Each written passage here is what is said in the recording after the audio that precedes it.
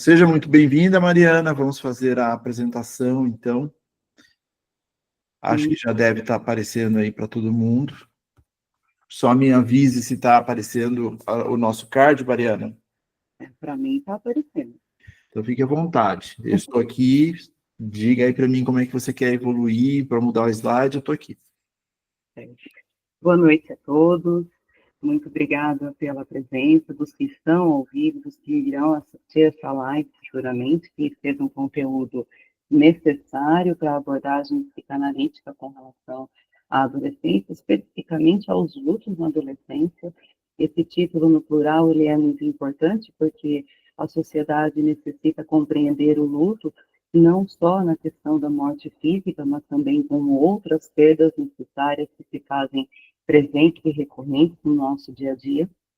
E esse subtítulo é muito importante porque, compreendendo a dor, nós reconstruímos os caminhos. Então, através da compreensão dos diversos lutos para o ambiente, a atmosfera, o universo juvenil, a gente consegue dialogar com um jeito mais humano e empático para lidar com o sofrimento de um jeito mais cuidadoso, atencioso, humanizado e único, porque cada indivíduo tem a sua essência e cada dor vai ser única, portanto, cada luta uma jornada diferente da outra. Eu assim, posso já falando assim, conforme dizendo, como você vai passando, pode ir indo na sequência, viu? Obrigada. Aí só são alguns avisos, né, gente, porque os conteúdos trazidos nessas implicações muitas vezes podem mexer conosco, né, porque são coisas que são intimistas, estão ali dentro do nosso dia a dia, por isso que é importante que nós estejamos em dia, né, com as análises, né, caso vocês sejam implicados por alguma coisa, levem isso para a análise pessoal de vocês, para que isso não fique de uma forma sem trabalhar, né? Porque se mexeu, algum conteúdo necessita ser revisto. E evitem trazer casos pessoais, angústias, né? Que ainda estão em andamento. Né? Quando nós fizermos o espaço de troca, nós possamos trabalhar dentro da ética psicanalítica, sem nomear os casos, né, expor de uma maneira pessoal, intimista, para que nós possamos fazer as análises da melhor forma possível e sendo breves, assertivos, para que todos possam dialogar, falar, para que nós façamos a construção de uma troca produtiva com diversos discursos para entrar na pluralidade da psicanálise. Né?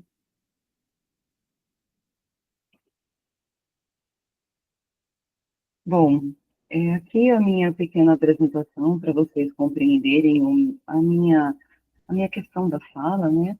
O meu lugar de fala para essa live hoje, para essa aula dessa. Eu sou a Mariana Vono, para quem não me conhece.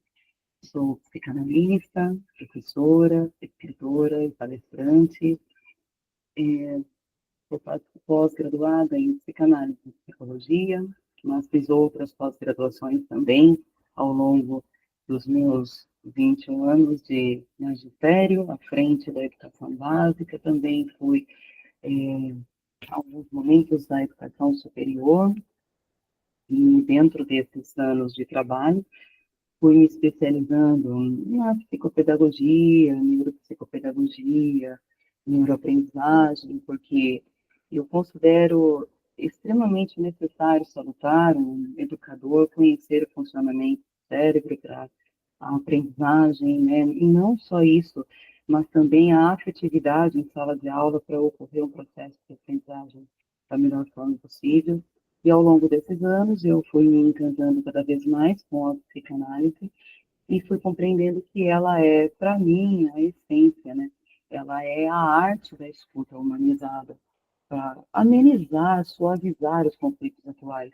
Nós nunca vamos conseguir sanar as dificuldades por completo, mas se nós conseguirmos compreender um pouco do que nos angustia, já é um passo muito grande, já é algo que pode salvar vidas, inclusive as nossas, né?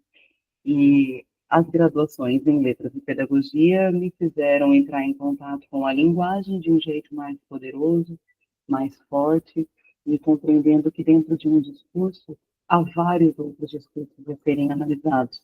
E a psicanálise é isso, né? A arte da escuta que nunca existe um único sentido, né? A gente precisa estar atento ao que vem no nosso setting para trabalhar da melhor forma possível, né? Pode passar, Alessandra, obrigada. O que nós podemos dizer agora nessa introdução, né? O que nós entendemos por luto na adolescência? Na verdade, o que são esses lutos na adolescência, né?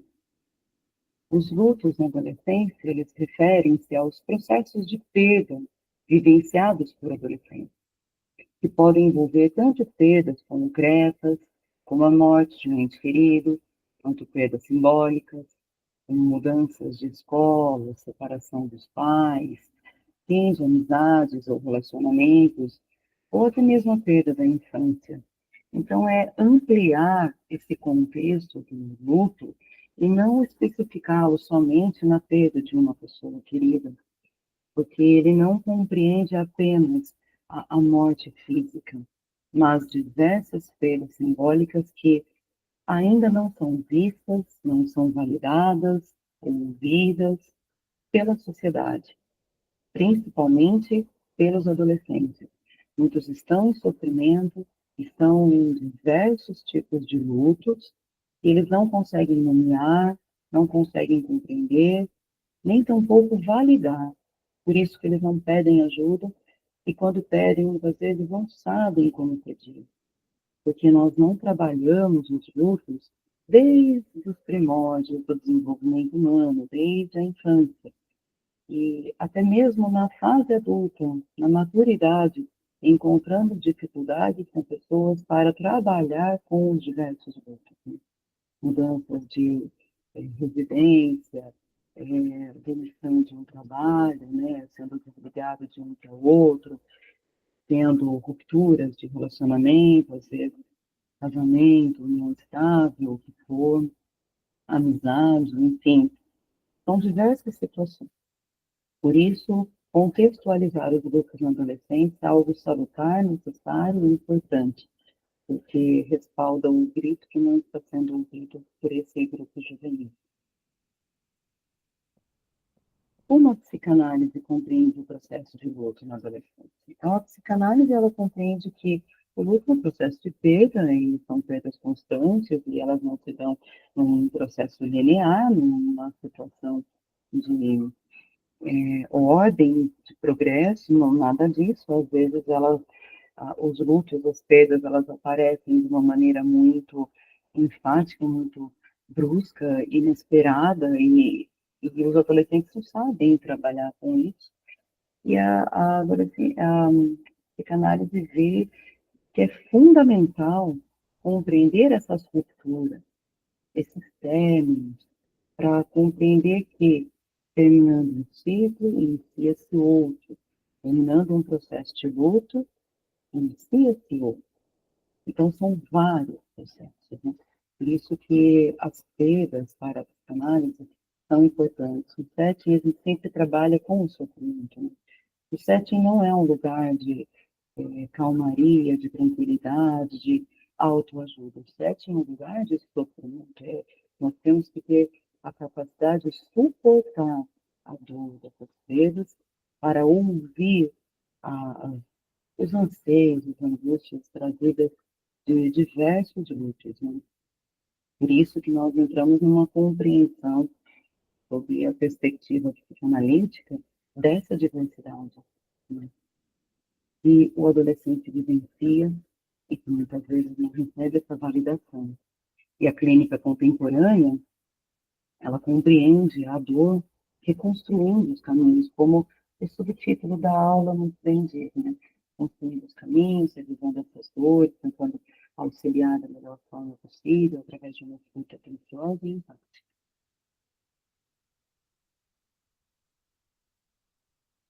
E por que é necessário a abordagem desse tema?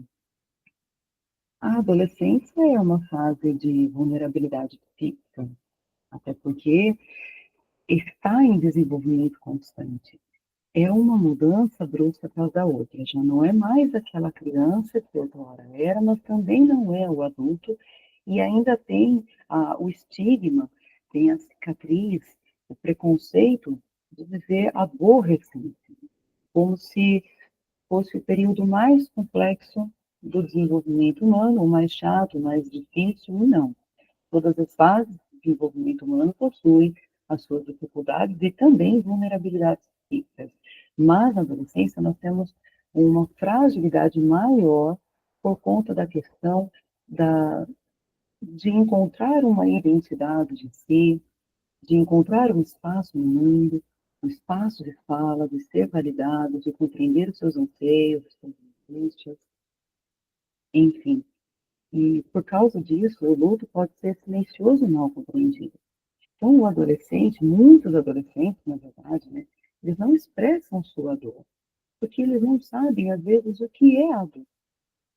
E muitas vezes nós vemos nas redes sociais, né, a geração mimimi, geração Nutella, todos esses estigmas levam a uma compreensão equivocada do sofrimento, dos lutos, das dificuldades que eles enfrentam. Por isso que a abordagem psicanalítica ela é importante para a prevenção dessas complicações emocionais, para a prevenção de depressão, suicídio, né, transtornos alimentares, emocionais, comportamentos autodestrutivos, ansiedade, melancolia. Palavras negativas que nos remetem a uma atmosfera muito pesada, mas urgente de ser abordada, porque é uma oportunidade de crescimento emocional quando nós estamos abordando uma linha psicanalítica através dessa perspectiva que contribui com uma análise mais profunda do inconsciente, de compreender, às vezes, o incompreensível. E a psicanálise, ela oferece instrumentos importantes para essa compreensão.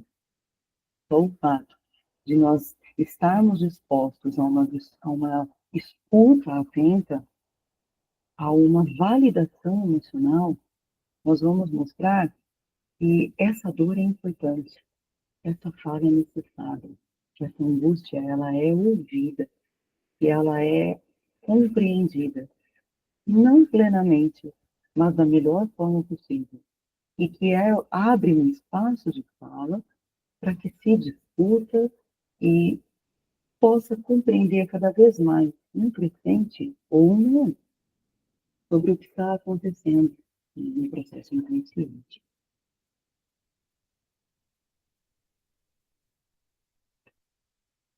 Uma coisa que me encanta no Freud é que ele dizia que os poetas, os filósofos, né, principalmente os artistas, né, eles conseguiam ir além dos psicanalistas, porque eles tinham uma visão a mais do que a psicanálise demorava para compreender. Então, é, a filosofia, a literatura, a arte, a música, enfim, conseguia penetrar no inconsciente humano, na alma humana, com uma facilidade maior, com uma naturalidade maior. E analisava de um jeito até mais sincero, com as emoções, a flor da pele, né, com as questões de Eros, de Thânatos, né, com as questões de vida e de morte através das palavras, de um jeito que a psicanálise demora às vezes um pouco mais para chegar, mas chega em alguns momentos. E eu escolhi o Schopenhauer em primeiro lugar porque quando ele diz nessa frase, a morte é o gênio inspirador, a musa da filosofia, sem ela dificilmente ter que filosofado, é para compreender a importância da morte em nossas vidas. Nós deveríamos pensar na morte todos os dias, porque ela é a certeza, ela é o caminho para todos, assim, ela é o destino, na verdade, de todos. Só que nós não sabemos quando ela chegará, nem como, nem onde, nem porquê. Então, a morte, ela é uma coisa que chama a atenção, que causam um impacto, que proporcionam medo, que originam angústia, porque nós temos essa dificuldade em nomeá-la, em senti-la, em vivenciá-la, e compreender que ela é um processo natural da vida, um percurso necessário para todos os seres humanos. E sem essa questão da finitude humana, não teríamos a filosofia. Não avaliaríamos a vida como um sopro, como algo breve, frágil, mas necessário de ser discutido.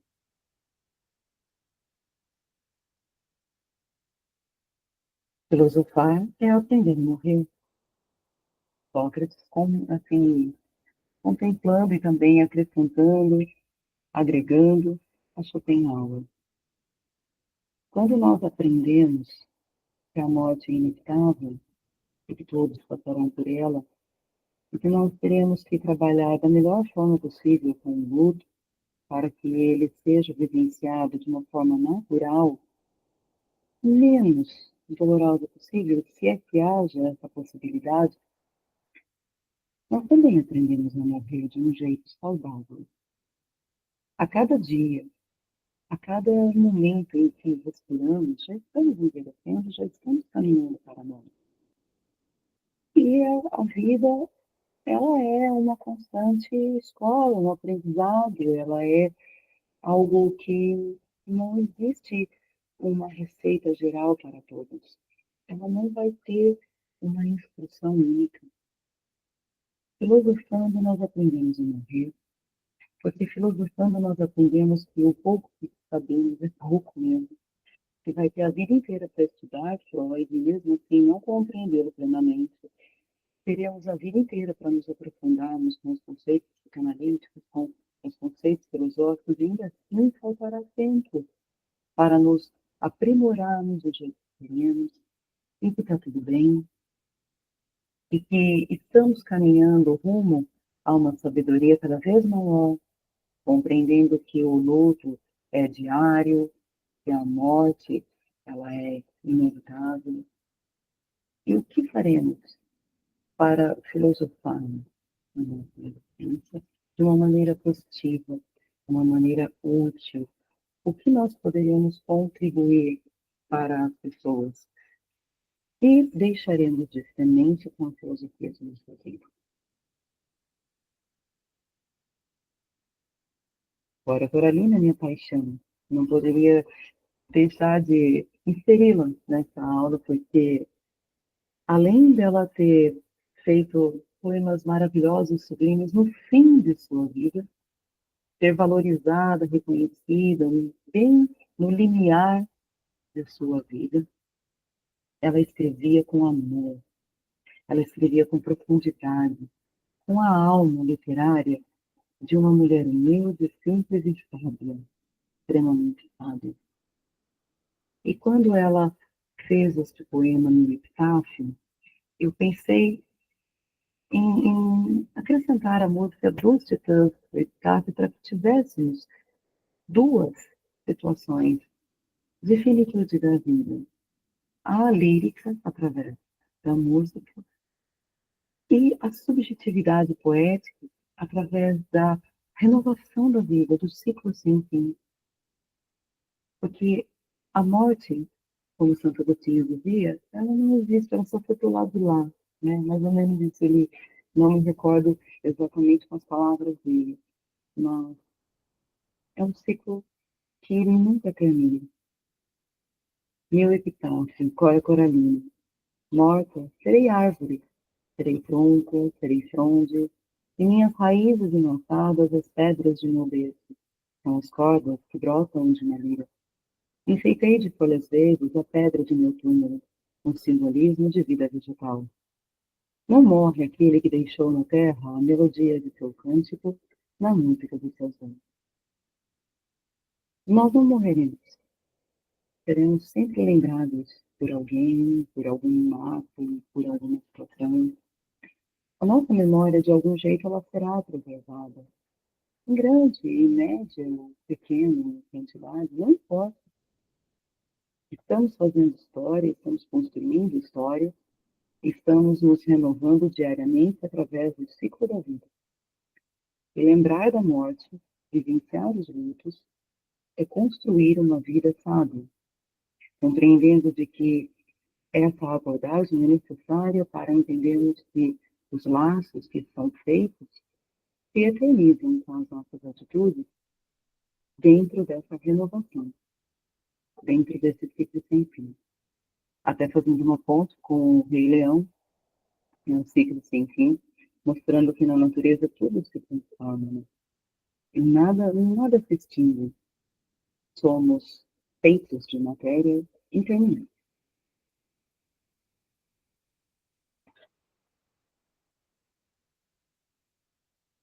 E a base psicanalítica dessa aula aberta não poderia deixar de ter Freud em primeiro lugar. Sem Freud, nada disso estaria acontecendo. Sem ele, essas discussões seriam impossíveis. Então, é a base salutar para a linha psicanalítica, ortodoxa e para a contemporânea também. Né? E o que Freud diz sobre o luto? Que o luto é uma reação natural à perda de um objeto amado. Pode ser que alguém morreu, mas também pode ser que alguma coisa simbólica, como um ideal, né, uma amizade, uma mudança, alguma coisa tenha acontecido que seja um luto. Então, não necessariamente a morte física, como havia dito anteriormente no início da aula. A perda de qualquer situação que fosse útil, importante, necessária, vital para as nossas vidas. Há um processo temporário necessário, o luto, né? O luto deve ser temporário para vivermos de uma maneira saudável e necessário porque vivemos com a realidade da morte constantemente em nossas vidas. Ele envolve dor, tristeza e desinteresse pelo mundo externo. Então, no luto, para Freud, o mundo perde o brilho, o mundo externo, né? Ele perde o brilho, ele precisa perder o brilho. E nós vivemos hoje em dia essa patologização do luto com um problema, por exemplo, é, como se falássemos assim, perdi uma pessoa muito querida, eu estou querendo chorar. Não, não chora, está tudo bem.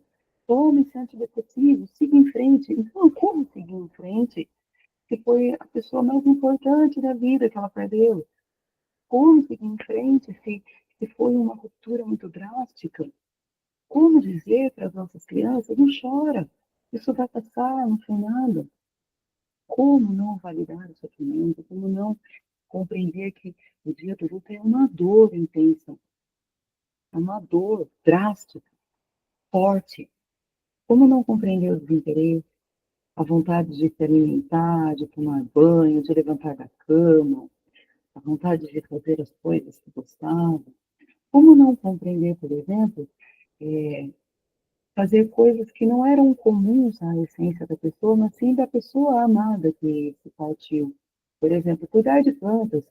Nunca gostou de cuidar de planta, mas porque aquela pessoa é, querida, importante, faleceu e gostava de planta. Agora eu passo a cuidar das plantas, porque é um jeito de estar alimentando algo que eu não vou ter mais. Esse mundo externo perde o brilho. Esse mundo externo, ele perde a vitalidade. Mas tudo isso é normal. O luto saudável, ele leva à aceitação da perda.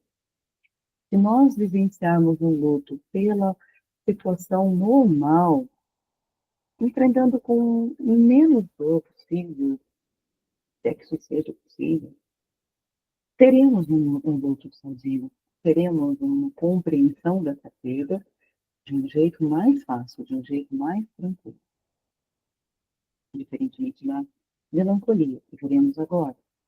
Porque a melancolia, ela tem uma compreensão mais drástica. Enquanto que o luto pode ficar no campo da neurose, a melancolia pode até entrar no campo psicológico, porque é uma perda consciente, é uma dor que não tem fim, parece que é a perda do ego, de fato, a perda da da essência humana. A pessoa se vê tão, tão enraizada com a morte, com o luto de uma pessoa querida, que ela também se vê perdida para sempre. Na melancolia, a perda ela é mais inconsciente, assim, o sujeito não se sabe exatamente o que perdeu. Ele sabe que perdeu, mas não sabe exatamente o que. Aí vem diversas situações. A autoacusação, né? Podia ter feito mais coisas com essa pessoa, podia ter falado mais coisas, podia ter sentido mais. Uma baixa autoestima, uma vontade gigantesca de não fazer nada. Uma depressão muito profunda.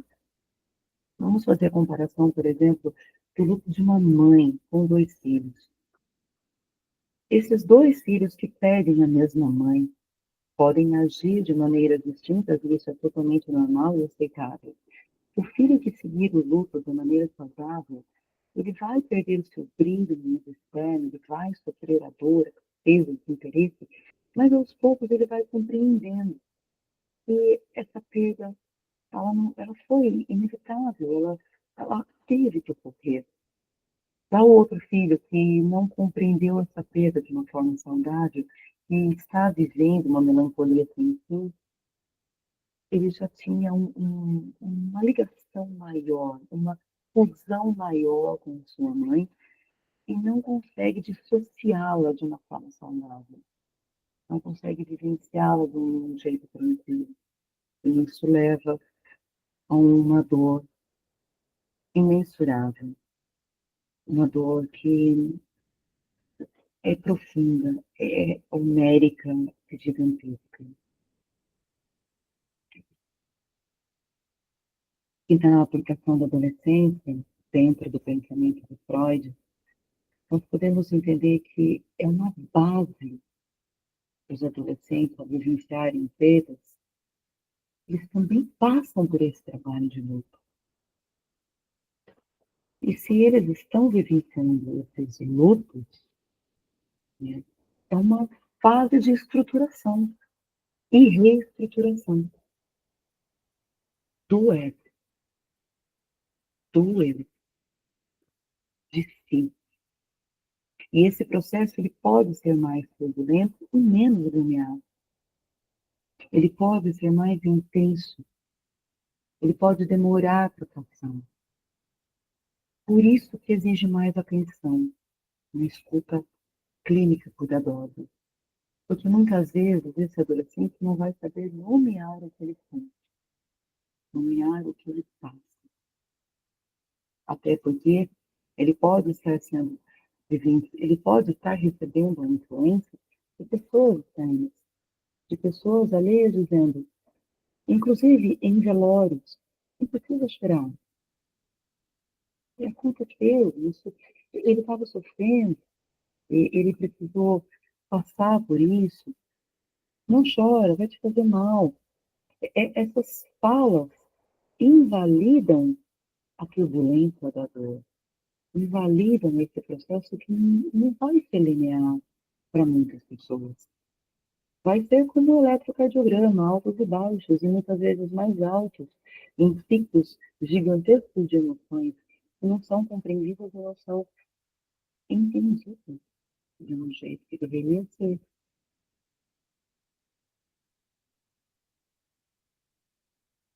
Esse quadro da melancolia, do Eduardo, ele mostra exatamente o abismo de um sofrimento sem fim, o abismo de uma dor gigante, de uma dor que comove o imenso demais. As cores também são retratadas para nos gerar essa angústia, essa dificuldade em ver o mundo colorido, sendo que já não tem mais cor. Uma pessoa melancólica, o mundo não tem mais sentido.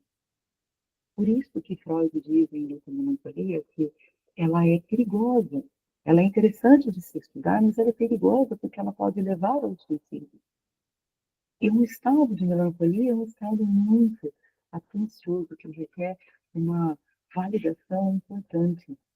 Esse quadro, ele mostra um amigo próximo do Armando, ele estava passando por um período de luto, por um período de separação de uma mulher que ele amava demais. E a expressão inóspita, olhando para o nada, é uma expressão sem vida, sem brilho, essa mão na face, dá a sugestão de que para ele tanto faz como tanto fez onde ele está, o que ele está vendo, enquanto que para algumas pessoas o ambiente de praia pode ser reflexivo, construtivo, inovador, para ele não dá essa orientação. Então, a arte, ela consegue levar para a gente as coisas positivas e negativas de um jeito sublime. E essas avaliações negativas é para chamar a atenção. Um estado de melancolia que deve ser avaliado com muita cautela, porque quando Freud escreveu o luto e a melancolia, ele aborda principalmente a importância da melancolia. Não que o luto não seja importante, mas ele causa menos danos do que a melancolia.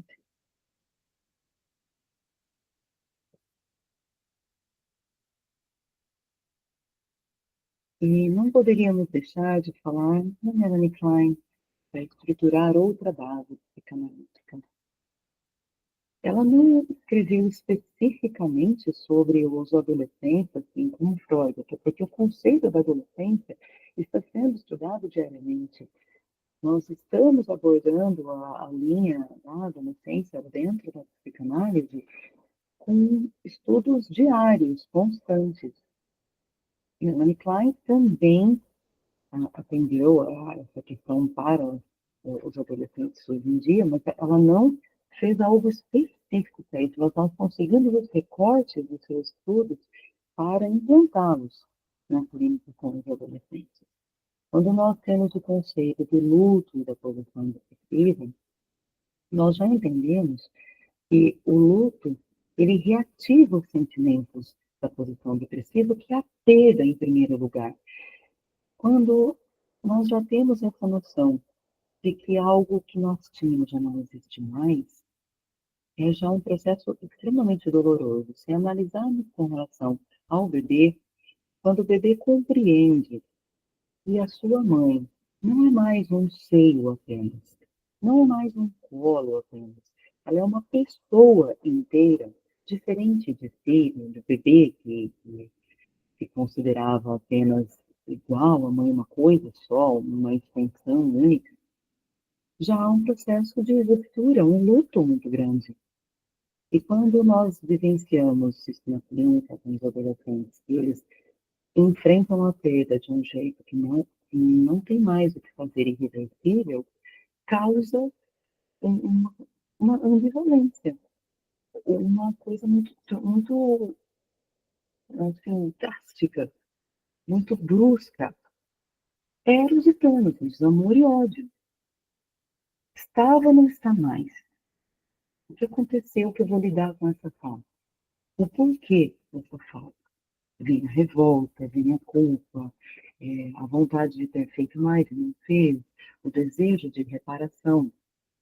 E é sempre muito visto como algo de pulsa na consciência e no inconsciente. Por isso que nós temos os objetos internos, que o luto implica a perda de objetos internos bons e a tentativa de restaurá-los psiquicamente. Tentativa de restaurá-los, porque nunca mais iremos ter esse presente. E não só da pessoa que se foi, de outros grupos, de outras coisas. E perdemos um relacionamento, mesmo que façamos o reajuste desse relacionamento, mesmo que retomemos o relacionamento, nunca será mais igual. O trabalho do luto, ele tem que ser um processo contínuo, gradativo, para aceitarmos a perda, lidar com a culpa, porque a culpa é algo diário em nossas vidas, seja na questão do luto, maternidade, paternidade, profissão, todas as situações, esferas sociais que nós vivenciamos, elas lidam com a culpa. e restaurar a confiança de amar novamente. Quando o luto é bem vivido, trabalhado, sentido, a pessoa ela consegue ter uma nova visão da vida. Ela pode sentir uma nova alegria e, às vezes, até sente uma culpa por sentir essa alegria, porque parece que não tem esse direito de vivenciar novamente a vida porque acabou de sair de um luto. Mas, com o passar do tempo, compreende que o ciclo da vida é algo que não tem fim. Então, é necessário se reerguer para amar novamente, assim e aos outros. E a diferença com a melancolia, porque a Klein, na verdade, ela nunca, nunca desmentiu Freud, ela nunca mostrou algo diferente, muito pelo contrário, ela ampliou. Na melancolia, ela diz que o ego se volta contra si, é algo muito devastador, é um abismo sem fim. Já no luto, a pessoa consegue reparar e seguir em frente. Por isso, a necessidade de abordarmos os diversos grupos, de abordarmos as diversas situações de fala, né, os diversos sentimentos que levam à perda, à tristeza, à revolta, à angústia, à perda de si, dos outros, à melancolia e à incompreensão. Né? Por isso, há necessidade de trabalharmos sobre isso.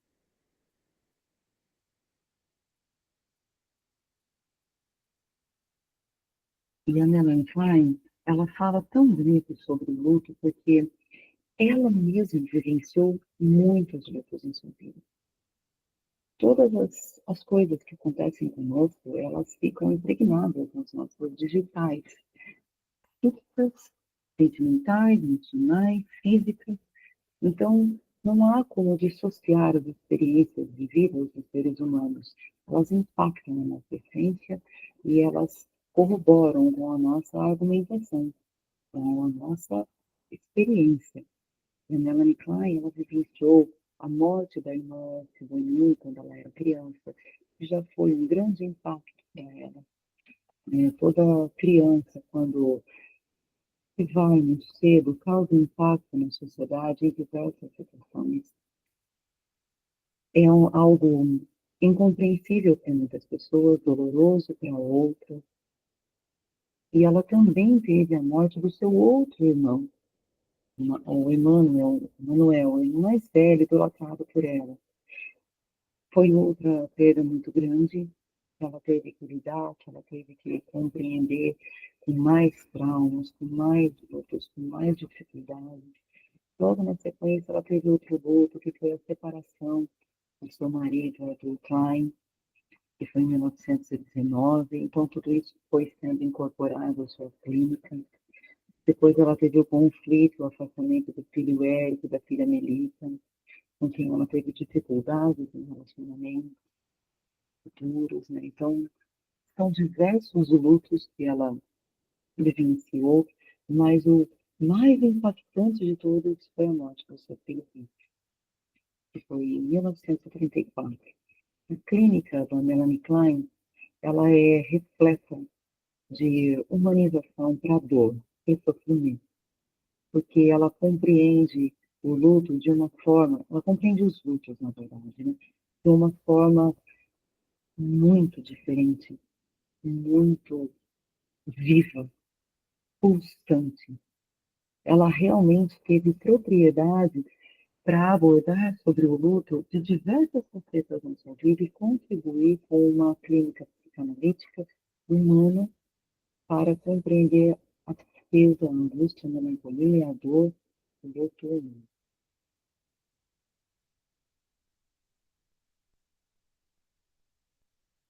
Esses psicanalistas, né, eu não sei a pronúncia se você está falando certinho, né, Verassuri e Nobel, eles foram psicanalistas argentinos que introduziram os conceitos de lutos na adolescência. Então, nós vemos que eles são importantes até hoje, porque eles dialogam com a atualidade do sofrimento juvenil. Para eles, a identidade adulta ela só se completa quando o sujeito for capaz de elaborar os lutos próprios dessa fase.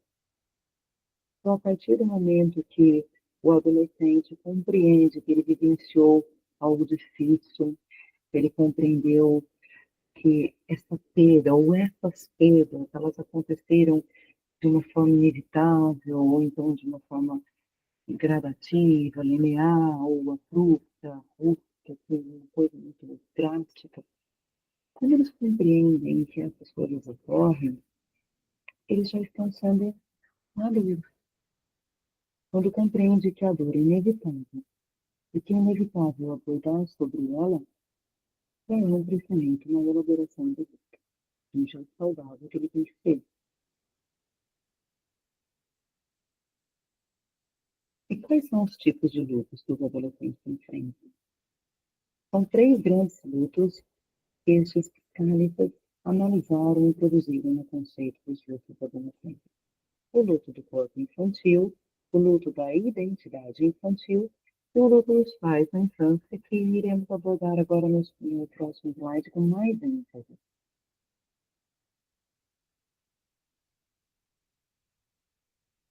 O luto do corpo infantil nada mais é do que essa mudança que a gente passa da parte biológica. Então não é mais aquela criança que era outrora, mas também não é um adulto, um adulto. Uma criança de 11, 12 anos já não é mais uma criança. Ela já está entrando na parte da pré-adolescência, para a adolescência. Os hormônios estão à flor da pele, a voz começa a modificar, os gostos começam a modificar, né? Há o crescimento dos pelos em diversas partes do corpo. Há também a questão dos gostos, né? A própria menstruação para as meninas é uma fase em que não dá mais para brincar de carrinho, mas quer brincar de carrinho, não dá mais para brincar de boneca, mas quer brincar de boneca. Quer falar sobre algumas coisas mais complexas, mas ainda não tem idade. São essas coisas que nós ouvimos, nessa transição que é angustiante para ele. O adolescente sente-se angustiado ao perceber que perde seu corpo infantil, apesar de agir como criança. As mudanças no corpo o levam a reformular um novo esquema mental a seu respeito. Ele se sente incapaz de lutar com as mudanças corporais, contra as mudanças corporais. Assim, desloca sua impotência da esfera da ação para a do pensamento, obtendo um pensamento onipotente. Então, quando nós observamos a transição da infância para a adolescência, nós vemos dor, nós vemos angústia, dificuldade, incompreensão, tanto dos pais, tanto dos próprios adolescentes, tanto dos professores, tanto dos médicos, tanto de todas as pessoas da sociedade, porque são muitas coisas que vêm juntas com isso.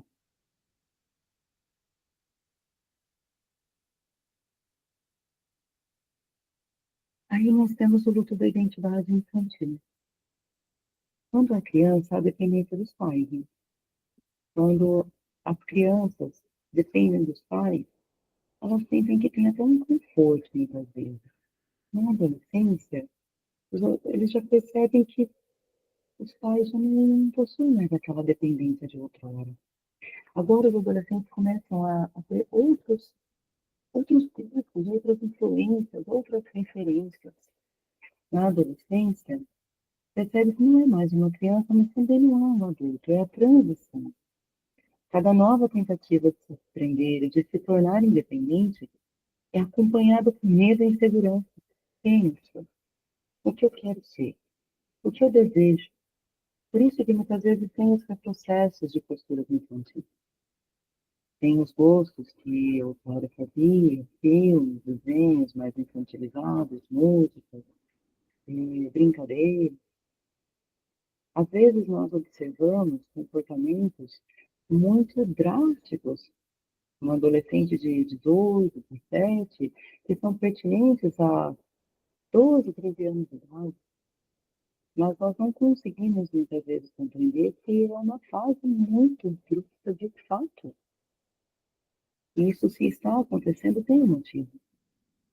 tem uma incompreensão, tem uma angústia muito grande que não foi validada, não foi ouvida, não foi sequer percebida pela família e pelo próprio adolescente.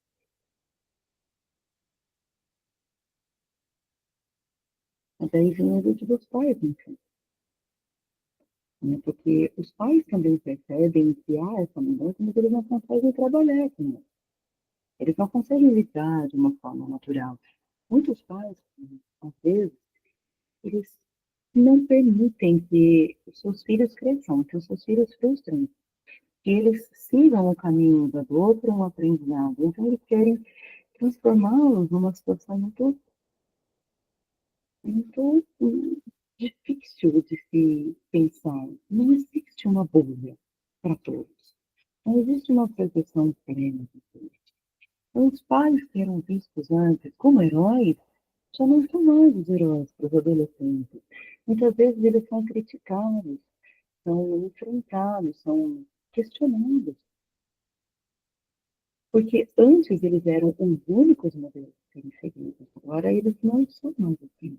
Porque os próprios adolescentes percebem nos seus pais aquelas pessoas que também foram castradas, aquelas pessoas que também são imperfeitas, que não têm mais a razão absoluta, plena, que não são deuses, que não são onipotentes, e que também buscam as suas identificações diárias porque não sabem lidar com as dificuldades que são vistas pelos próprios filhos. Então, são três tipos de lutas diferentes, distintos, que nós vivemos na nossa clínica para compreender que são diversas perdas, são diversas mudanças que nós temos que analisá-las com bastante cuidado nesse processo de individuação, nesse processo de complexidade da psique humana. O adolescente ele precisa renunciar, né, a muitos aspectos para se tornar um adulto.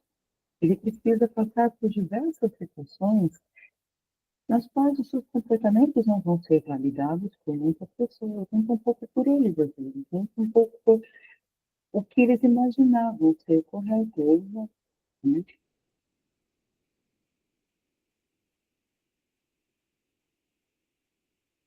A Maria Rita Kell, outra psicanalista maravilhosa, também da parte da contemporaneidade, ela não especificou um trabalho apenas com os adolescentes na questão do luto, mas muitos dos seus insights, de suas reflexões, de suas contribuições podem ser agregadas na conversa de hoje, porque ela tem se dedicado a compreender os desafios da contemporaneidade, o sofrimento, os lutos vividos por esses adolescentes. Então, as suas reflexões sobre a juventude, a cultura e a psique, elas oferecem insights valiosos, porque se nós avaliarmos para a questão da era digital, da, da cultura digital, né, da falta do olhar, do afeto, da escuta, nós veremos que essas angústias elas estão presentes nos nossos adolescentes de um jeito muito difícil, muito doloroso. Falta essa visão, esse cuidado para eles. E ela trabalhou com três situações específicas. E eu resolvi pensar, né, como contribuições importantes para hoje. A juventude como sintoma de cura. O que eu quis passar por isso? Porque a adolescência contemporânea, ela é marcada por uma busca incessante por um prazer imediato. É um prazer, assim, de segundos, às vezes. Nós observamos as informações nas redes sociais. Um vídeo de 15 segundos já gera ansiedade. As informações que são divulgadas pelas redes sociais, elas causam uma angústia muito grande, porque parece que tem que ser tudo para ontem, não há mais o hoje direito. O amanhã é sempre o que se busca, o que eu vou fazer, o que eu quero. Não tem mais um tempo de espaço tranquilo para ter, trabalhar as emoções. É um prazer imediato. Né? É uma cultura de consumo. É criminoso o que a gente vê hoje nas redes sociais, e no geral, né? Na cultura digital em si, todas as coisas que são feitas para os adolescentes consumirem, para eles se sentirem potentes com alguns produtos, com alguns objetos, com algumas roupas, com algumas situações. É tudo muito, muito complicado. Dá medo, inclusive, de ver essa pressão que eles sofrem.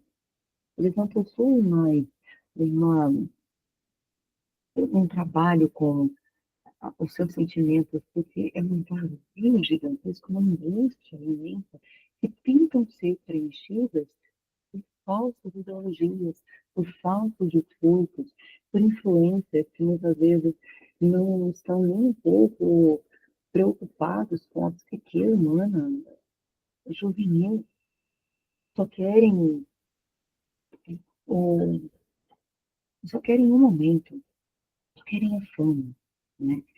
Isso dificulta o enfrentamento das perdas, porque ao não trabalhar com os vazios existenciais, nós não temos um sintoma de cura. E por isso que nós temos o impacto das estruturas familiares. Ah, as novas configurações familiares muitas vezes geram angústia nos adolescentes. Não que o modelo de família tradicional nuclear é o certo, de forma alguma. Nós temos que validar, nós temos que respeitar toda e qualquer estrutura familiar.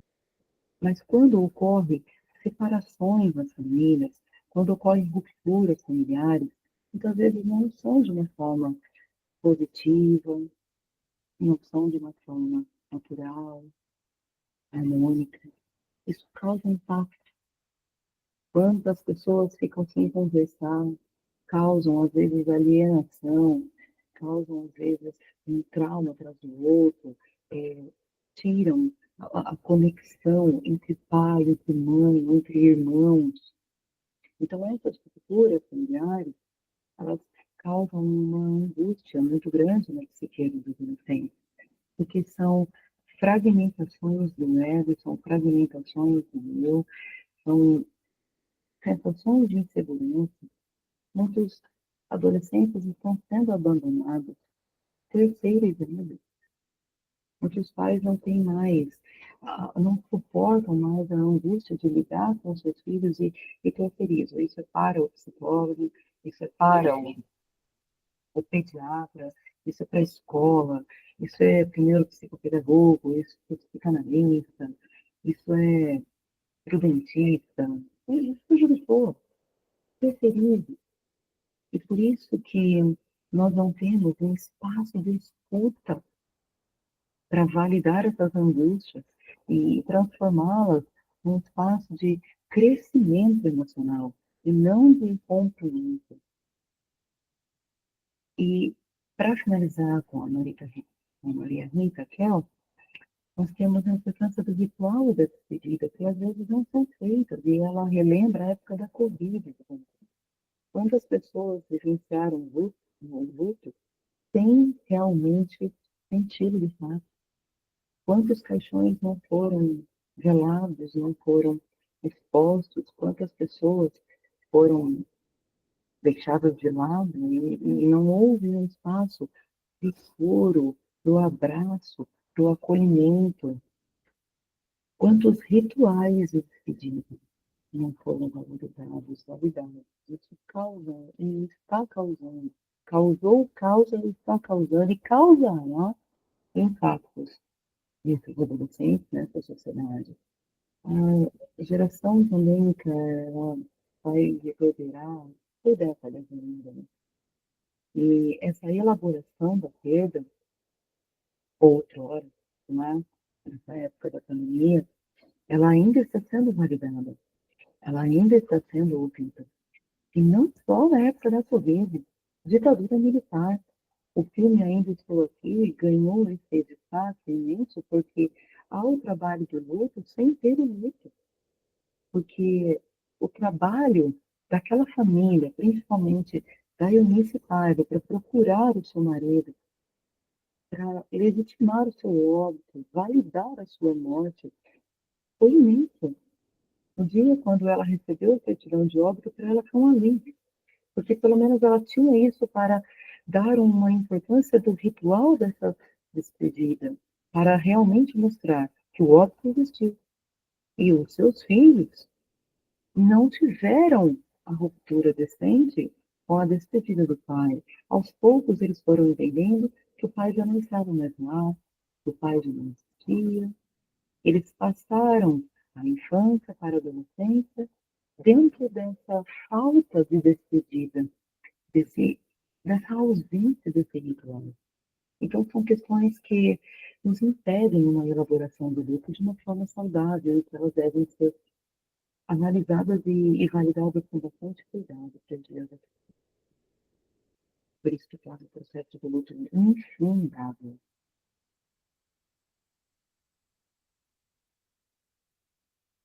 E André Zen, ele também desenvolveu a noção da clínica do negativo. Ele também colaborou demais com essa abordagem psicanalítica para os adolescentes. Ele tratou temas como ansiedade, dor, a falta, o apagamento, o silêncio, o vazio, como algo necessário para os dias atuais. E essa questão da dor em si, das dores em si, que nós vivemos, causam uma angústia gigantesca, esse fragmento, essa neutralidade das emoções. A gente parece ver que os adolescentes hoje em dia eles ficam cada vez mais apáticos. Parece que eles estão com menos força para falar, para questionar, para reverberar as suas catequias.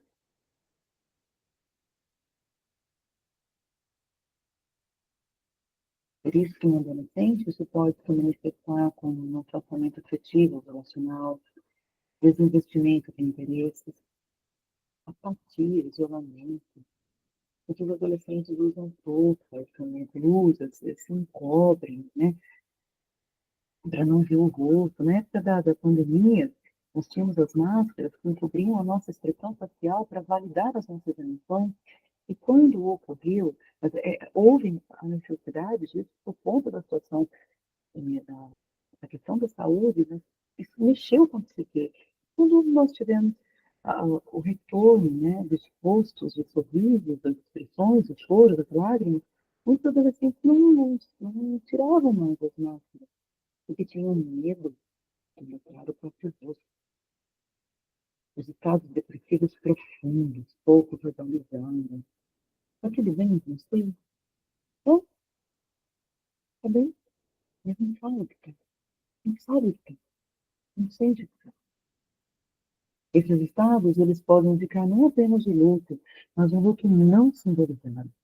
Um grito que não foi ouvido, não foi visto, falhas na constituição física, quando o objeto perdido era uma parte vital do sentimento de si, que pode gerar até uma melancolia, do pede a essência de si.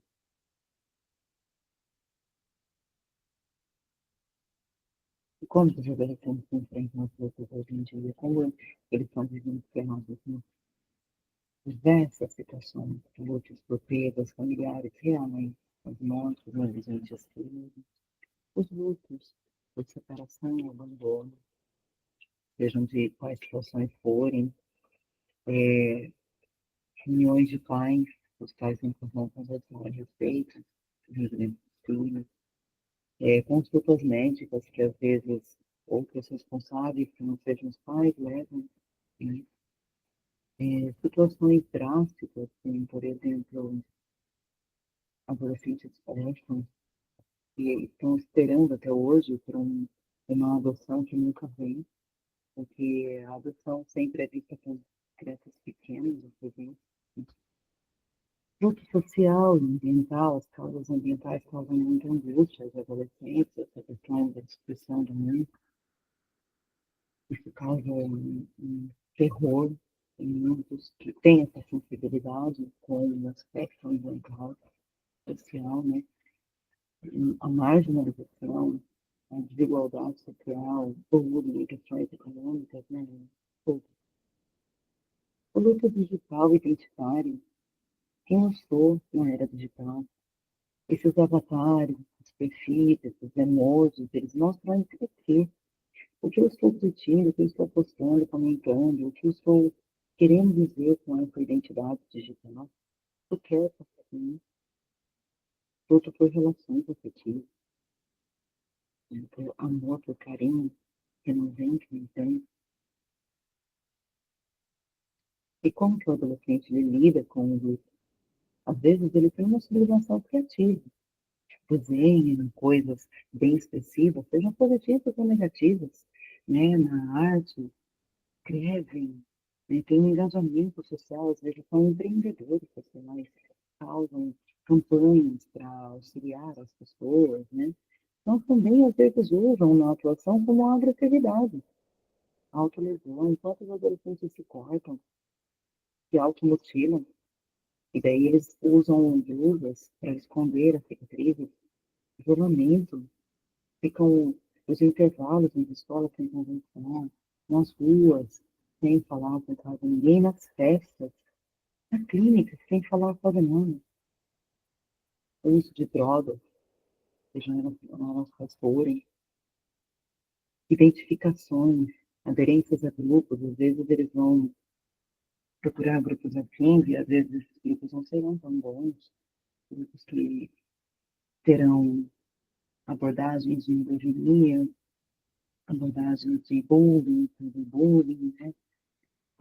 Preconceituosos, grupos que não são tão bons, mas que vão ter aderência, causas ou identidades que dão sentido à dor. Então, se eu me encontro dentro de uma perspectiva similar, onde se valida a minha fala, o meu discurso, o meu pensamento, eles vão compreender a minha dor, seja por que for. Fantasias de preparação, salvação, às vezes contextos religiosos, muitos adolescentes entram em um contexto assim 100% religioso, às vezes ficam muito tempo de uma forma presencial, nos cultos, nos lugares religiosos, para buscar um motivo, uma resposta para as suas angústias e dificuldades, né? As suas idealizações. Então, são diversas situações que na contemporaneidade nós vemos hoje em dia.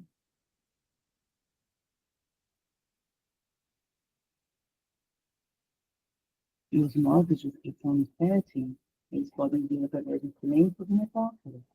Quando eles falam da morte de alguém, eles podem usar como uma outra pessoa, um personagem, como se fosse um avatar. Não falar diretamente da pessoa que morreu, mas usar algo para expressar um personagem que seja similar à pessoa que morreu, por exemplo. Produção criativa, né? Escrita, desenho, músicas, rimas, ou até jogos podem ser vias de acesso ao sofrimento. Nós estamos, por exemplo, em uma clínica, através do setting online, né? Eles podem lançar os emojis, podem, às vezes, estar jogando enquanto está na análise. Enfim, eles podem discutir através dos memes o que eles estão reverberando dos seus problemas. Através dos memes, eles criticam o que eles sentem, o que os outros sentem. Então, essa produção criativa ela vai se manifestar com um leque de informação e uma construção de narrativa que ajudar o adolescente a dar um lugar interno à pessoa perdida. O que permaneceu dela em você?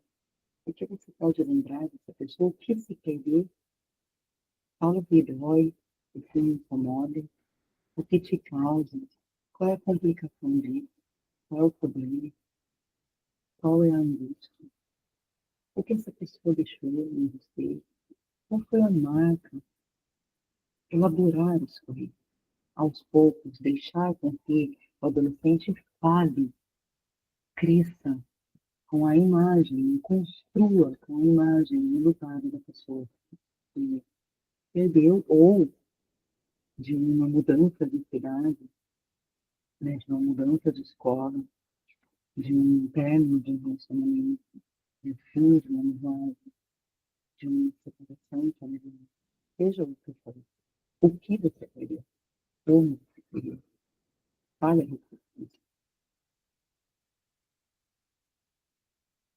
O papel dos pais na escola, né? São coisas importantíssimas.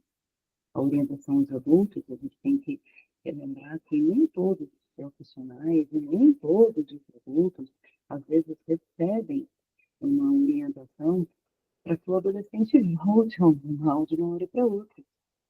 Isso dificulta.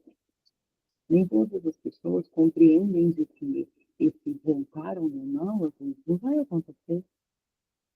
Às vezes vai se estratificar no trauma, vai ficar com uma cicatriz aberta a vida inteira. Às vezes não. Às vezes pode ser rápido, sim, mas a gente não tem como saber. E a psicanálise ajuda a nomear, a sustentar o tempo fixo do luto de cada um. A dor é dor para cada um. A dor que eu sinto é diferente da dor que vocês sentem e a cita de um. Dor é dor. A intensidade de cada um é a intensidade. Pedir que volte ao normal de uma hora para outra é impensável. Não tem como ter uma produção em série.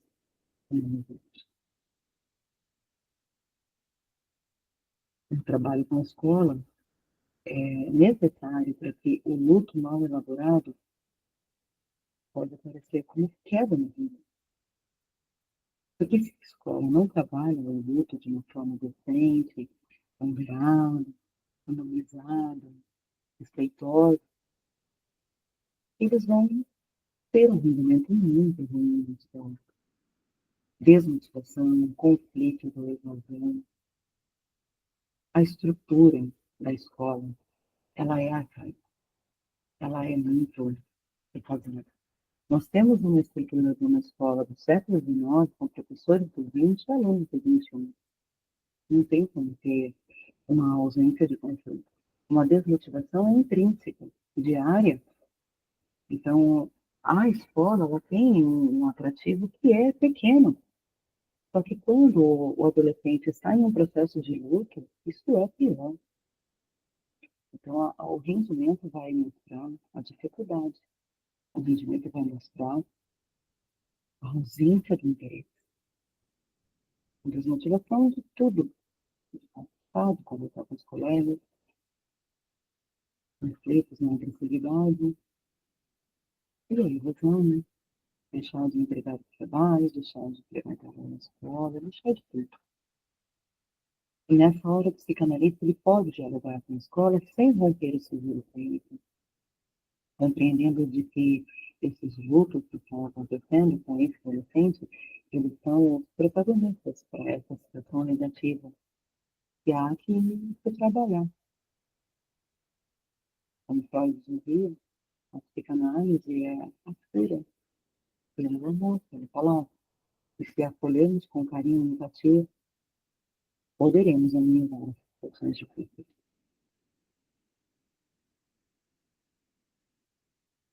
Para concluir, a tecnologia, as redes sociais e o luto é algo muito pertinente nos dias atuais.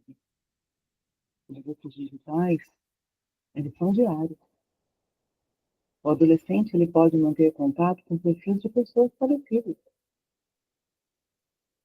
Isso é um jeito de mostrar que a pessoa ainda não morreu. Interagir com mensagens antigas, ouvir os áudios da pessoa, ler, ver fotos, criar rituais online. A clínica acolhe isso como parte do processo simbólico, não julga isso. A função do analista não é julgar, é isso. É ser um ombro para quem não recebeu, ser um ouvido para quem não está falando. É dar um pouco de si dentro da sua espiritualidade.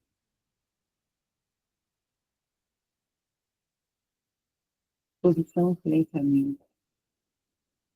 Alguns adolescentes compartilham abertamente a dor nas redes. Isso, de certa forma, é positivo. Poucos se calam completamente. É complicado. O silêncio enche o poder. Mas mais vale uma criança e um adolescente barulhentos do que uma criança e um adolescente silencioso. Porque nós não sabemos o que eles estão sentindo. Só que os extremos são complicados. Nem tanto silêncio, nem tanto agitação. A virtude aristotélica, o equilíbrio que a gente busca e que é tão difícil de conseguir. Ambos os extremos, a ausência do grito ou o grito, né, devem receber atenção clínica, merecem atenção clínica.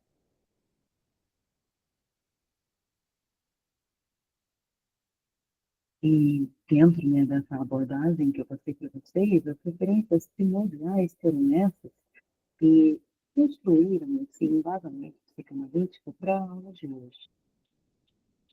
Os livros que me vêm a seguir foram os que eu mais utilizei dentro desse procedimento, dessa linearidade que eu utilizei para abordar sobre os lutos da adolescência. Pode passar para a gente ler isso.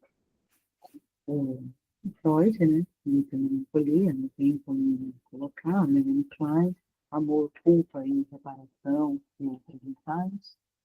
E a adolescência normal e psicanalítica. Estes foram, né? As bases primordiais das minhas referências teóricas, mas também eu indico outras sugestões que podem agregar a ponto da adolescência, do uso na adolescência.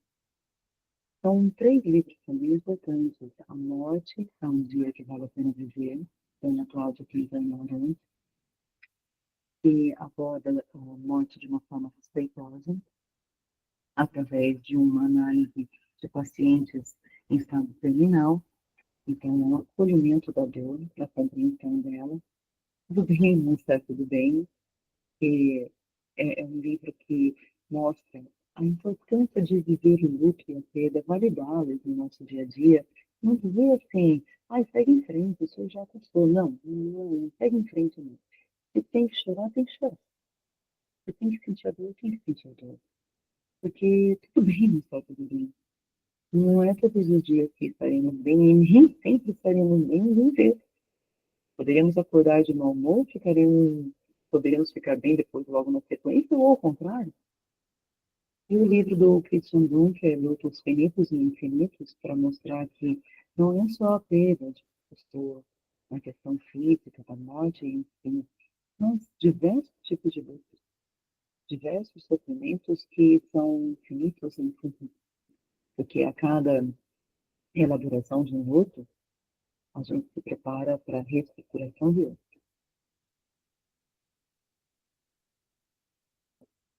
E a sugestão de alguns filmes e séries que não podia deixar de colocar. O Quarto do Filho, ele foi vencedor do Festival de Cannes com o melhor filme, e ele retrata a questão da dor de uma forma sublime, porque mostra um psicanalista, quando ele perde o seu filho, de um jeito muito dolorido, muito complicado. E ele aborda essa questão da luta, essa questão da perda, o quanto ela foi impactante para a família, para ele, para todos. De um jeito que é constante, é na veia. Parece que a gente sente o luto dentro de tudo. É um sentimento muito difícil e necessário para abordar. Então, são diversos lutos, não é só a perda física, mas diversas sensações de rupturas drásticas que ocorrem ao longo do filme. A adolescência não daria para não colocar essa série, ela foi o auge, o ápice. Eu considero uma produção primordial para todos os educadores, todos os analistas, psicólogos. Eu vejo que a abordagem dos lutos aqui, ela é gigantesca. Não é só o crime que ocorre, é muito mais. A perda da infância do Jimmy, que ele sofre nessa questão de perder a sua adolescência agora para uma nova fase, um novo ritmo, o pai, a mãe vivenciando um luto diferente, a irmã, os colegas, os professores, a sociedade, os vizinhos, todos vivenciam um luto diferente, todos vivenciam uma dor diferente, e que é transformado através de diversas óticas, sem julgamento. E para mostrar que nós temos que ouvir os nossos adolescentes, para que coisas drásticas não ocorram. Nós temos que trabalhar com a adolescência com mais respeito, validar o sofrimento e os anseios, compreender que um bullying pode ser catastrófico, um cyberbullying, uma revanche. E a misoginia é algo que vai passando de geração em geração. E assim por diante. E Hector Sun não fala especificamente do luto em si, com essa questão, como, por exemplo, o quarto do filho, ou até mesmo na adolescência, mas compreende-se pelas entrelinhas, através de uma mensagem resposta, e é assim o luto, quando o pai se despede da filha, porque essa viagem que eles fazem é uma despedida. Ela não encontra mais seu pai depois, ela não tem mais o relacionamento com o seu pai. Então, é algo que a gente pensa de uma forma diferente, uma perda diferente, que foi aos poucos sendo processada, compreendida, validada, mas que ambos, tanto pai e filha, fizeram o melhor que puderam nessa viagem, compreenderam as suas limitações e as suas contribuições dentro dessa questão da existência humana, das relações familiares, das imperfeições e da finitude dos relacionamentos da vida, das coisas que ocorrem com naturalidade ou não, os lutos diários, finitos e infinitos que vivenciamos. E aqui fica a minha gratidão por tudo que vocês contribuíram para a minha carreira, para a minha formação pessoal e para a minha abordagem psicanalítica, porque essa jornada que eu faço não é só uma. Ela é constituída de diversos digitais, diversas pessoas, diversos pensamentos, que me fazem entender que eu sempre vou estar em construção. Eu sou uma colcha de retalhos no conhecimento da psicanálise da vida humana e que eu sempre vou aprender e que eu estou disposta a aprender e que estou feliz por participar desse momento com pessoas que valorizam a adolescência, a psicanálise e o desenvolvimento humano de uma forma saudável e positiva. Obrigada.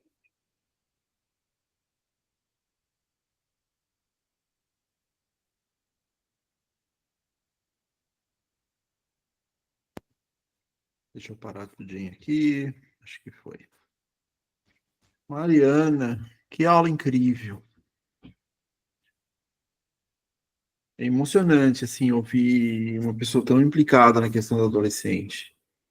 E para falar de algo tão importante quanto falar sobre os diversos lutos dos quais nós temos que atravessar na nossa adolescência. E como isso, como a gente conversa sempre, é pouco falado, né?